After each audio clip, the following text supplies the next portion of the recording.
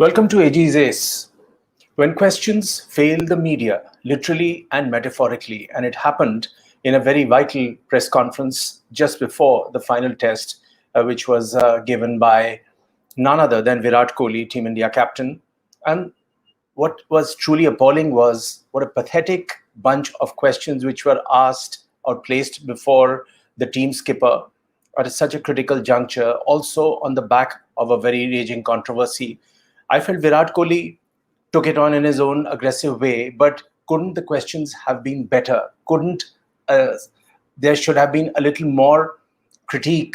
Couldn't there have been a lot more coming from the ladies and gentlemen of the press who were present during the press conference? But it never happened. I want to take you through some of the basic points that unfolded. So, as we all know, the pitch in the third test between India and England in Ahmedabad did become a major talking point internationally after the day and night match ended inside 2 days. And it was also the major focus in Virat Kohli's presser ahead of the final game of the series. Kohli was aggressive. His body language conveyed a lot. He rolled his eyes. He frowned. He wasn't a happy man at all. And he just let it rip. And the Indian media took it on the chin very nicely. So Kohli hit out at the criticism of spinning pitches, saying there is too much noise about spinning tracks. As a skipper, he has every right to say that. But moving ahead, on being asked what can be done to make sure that test matches don't end in 2 to 3 days, the Indian captain asked, do you play the game to win it or to make sure it goes to 5 days and there is entertainment? Now, my mind goes back to Sourav Ganguly's captaincy. And at that point in time, we were doing a major coverage for a frontline national broadcast network in India. And our teams used to constantly travel with the Indian team. We also did a pretty major show called Silly Point, which had some of the finest brains, both nationally and internationally, on it. And they put forth their point of view very succinctly. Now, Sourav Ganguly came up with a line at that point in time, which he sort of coached some of his boys to also use in the press conferences, that whenever he was a bit cornered, he would say, it depends on how many test matches you have played.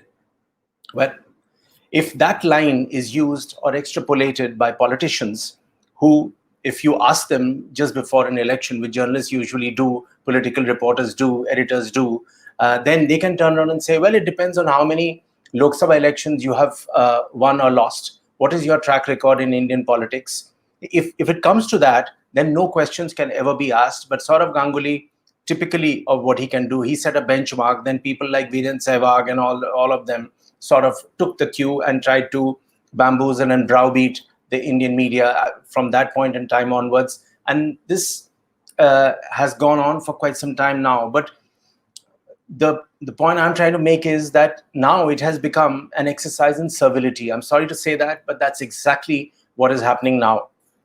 For example, in Virat Kohli's press conference, towards the end, I heard some guy speak in Hindi, and he basically asked the question, सबसे पहले मैं आपको बहुत बधाई देना चाहता हूँ विराट कोहली जी कि आपके Instagram followers यहाँ से यहाँ पहुँच गए.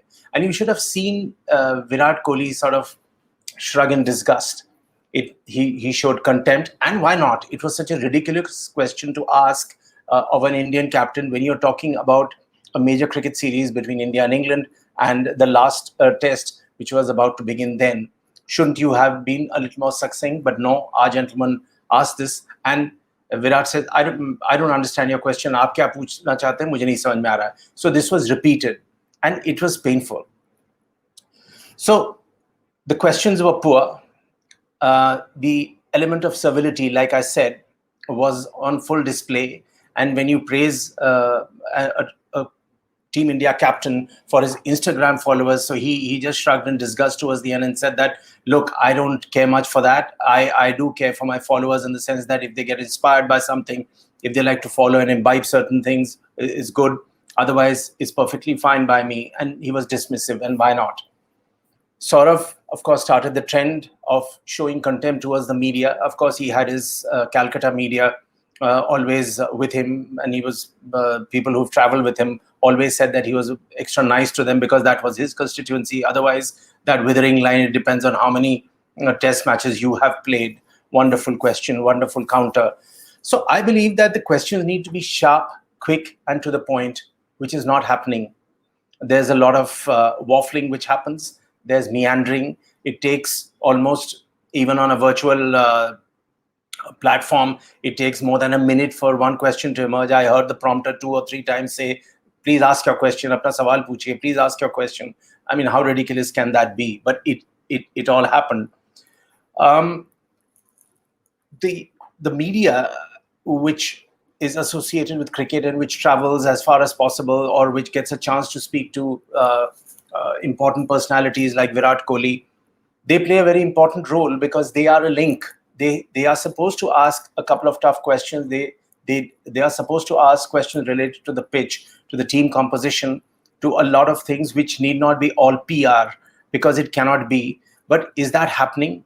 I didn't see that at all. In fact, there were 1 or 2 questions which were about the pitch, and Virat totally swatted them down. Commentators, I feel, are by and large very diplomatic because they are being paid for that job. People like Harsha Bhogle at times earlier on midway, he was a bit critical, and then he was then put out to grace for quite some time because Mr. MS Dhoni didn't like some of the comments he made. Someone like Mr. Amitabh Bachchan also backed Dhoni, and we all know what happened next. Sanjay Manjrekar tried in his own way, feeble way, I would say, to take on a couple of people, and again he was put out of the com box. Currently, possibly only Sunil Gavaskar has the gravitas and the personality and the backing of whoever there is to at times be critical. The point is, it's not about being critical or to criticize someone for that, just for that point or for criticism's sake. But the important thing is that it's a game which is dependent on a lot of factors. It's a massively popular game. There's a lot of money involved, and it is growing in different directions. So there is someone who should play the role of a watchdog. Is that happening? I don't see that happening at all. So if the questions are good, the point to remember is that if the questions are good, the respect comes automatically. Otherwise, you are left with responses, and I'm going to quickly run through some of the withering responses of Virat Kohli in that press conference. And he said, I'm sure if our media is in a space to contradict those views or present views which say that it is unfair to criticize only spin tracks, then it will be a balanced conversation. His next quote, but the unfortunate bit is everyone plays along with the narrative of spinning tracks and keeps making it news till the time it is relevant.